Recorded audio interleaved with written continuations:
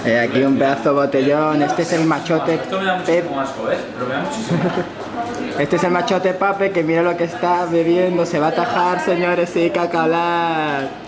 Mira la cara de felicidad de Misa. ¿Huele? ¿Huele? Dale, nos emborrachemos. Aquí un triunfador que ha salido las 3 noches. El único, ¿eh? Oye, Este es pero casi campeón. Casi. Pero mira qué guapo va hoy. ¡Ay! ¿Quién fuera esa sudadera? Y algo rosca, una madrileña que sabe.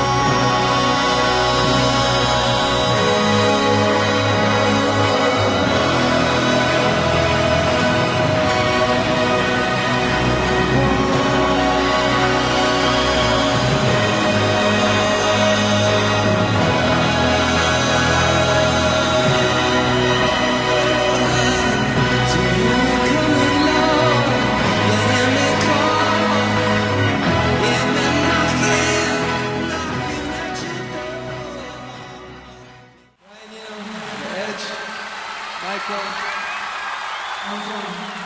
Craig Armstrong.